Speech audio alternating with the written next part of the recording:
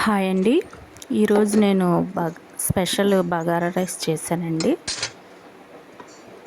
ఇంకా నాటుకోడి కూర కూడా చేశాను. చూసారు ఎంత బాగుందో. ఇంకా కైమా కూడా చేశానండి. ముందుగా మనం బియ్యం కడిగి పెట్టుకోవాలండి. 2 గ్లాసులు బియ్యం కడిగి పెట్టుకున్నాను. ఈ ఉల్లిపాయలు ఇలా తరుక్కొని, అల్లం వెల్లుల్లి పేస్టు, పలావ్ దినుసులు, కొత్తిమీర, యాలకులు 3, మిరియాలు ఇలాగా దంచి పెట్టుకోవాలండి. పచ్చిమిరపకాయలు ఇలాగ ఘాట్లు పెట్టుకోవాలి. ముందుగా స్టవ్ ఆన్ చేసి ఆయిల్ వేసుకోవాలి. 3 టేబుల్ స్పూన్ల ఆయిల్ వేసుకొని కొంచెం కాగాక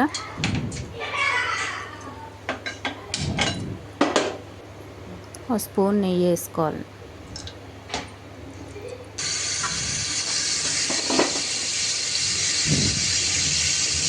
ఆ నూనె మరిగాక మనం పలావ్ దినుసులు వేసుకోవాలి.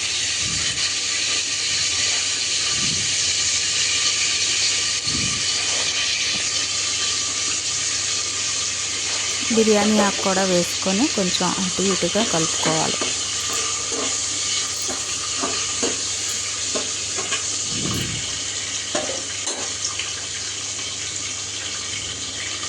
అల్లం వెల్లుల్లి పేస్ట్ వేసుకొని వేపుకోవాలండి.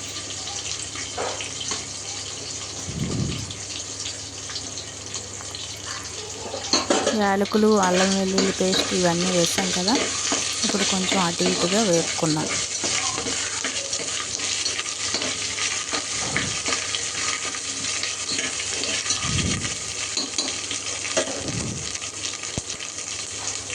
అవి కొంచెం వేగాక పచ్చిమిరపకాయలు చీలికలుగా కోసుకున్నాం కదా, అవి వేసుకొని ఉల్లిపాయ ముక్కలు కూడా వేసుకోవాలి. పొడవుగా కోసుకున్న ఉల్లిపాయ ముక్కలు వేసుకున్న తర్వాత కొత్తిమీర కొంచెం వేసుకోవాలి.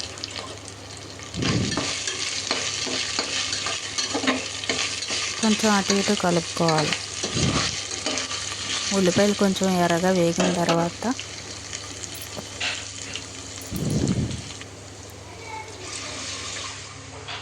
2 గ్లాసులు బియ్యం తీసుకున్నాను కదండి, 4 గ్లాసులు వాటర్ వేసుకోవాలి. గ్లాసుకి 2 గ్లాసులు అన్నమాట కొలత.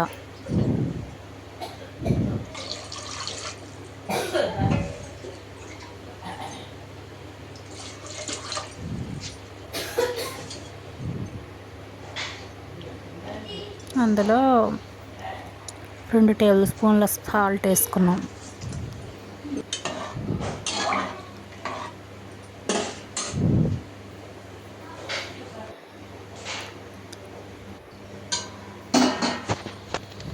కొంచెం మరిగిందండి. నీళ్ళు ఇలా పొంగులు పైకి వచ్చాయి కదా, కొంచెం మరిగింది. ఇప్పుడు బియ్యం వేసుకుందాం.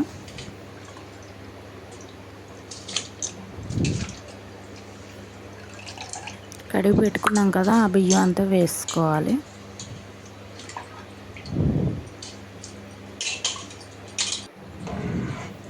ఇలా కొంచెం అటు ఇటుగా కలుపుకోవాలి.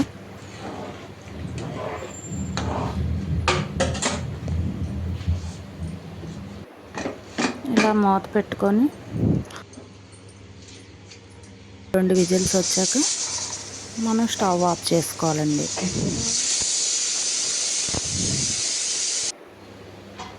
ఇలా మూత తీసి చూస్తే ఇలా పొడి పొడిగా ఉంటుందండి. నెయ్యి వేసాం కదా, చాలా పొడి పొడిగా ఉంది. నచ్చిందా మీకు? లైక్ చేయండి, షేర్ చేయండి, సబ్స్క్రైబ్ చేయండి బగారా రైస్కి.